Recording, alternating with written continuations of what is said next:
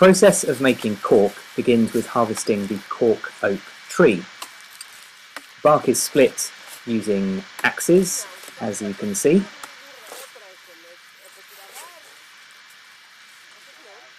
And when the cutting is complete, an entire plank of cork can be removed without harming the tree, and it takes a minimum of 9 years before a tree can be harvested again.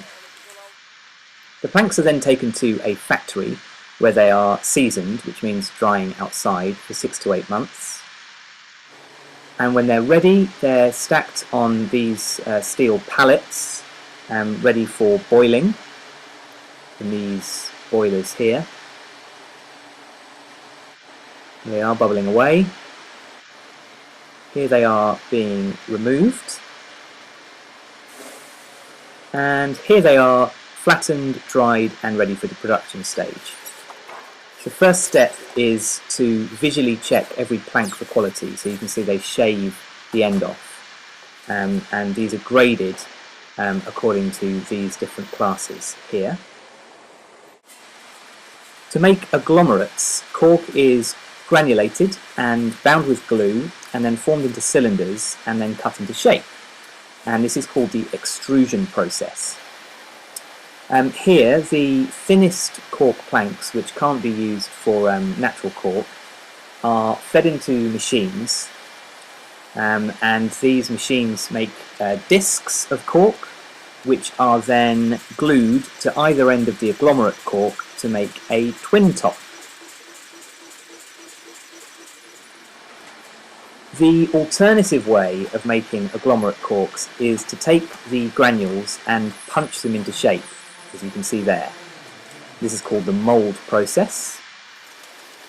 And then we have natural corks being manually punched. You can see this operator leaves a gap because he sees blemishes in the cork there. Natural corks can also be punched by robots. These get the maximum usage from each section, but they don't discriminate on quality like a human operator. Either way, you end up with a big pile of corks.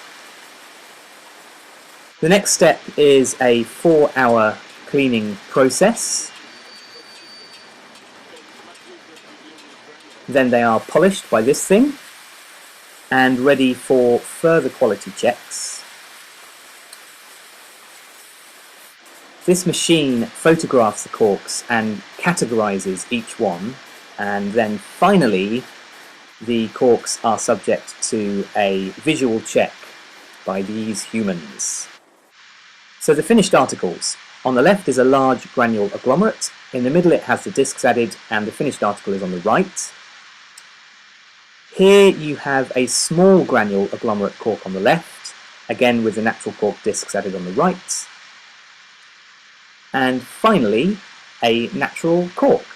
And that is the process, as they say, from bark to bottle.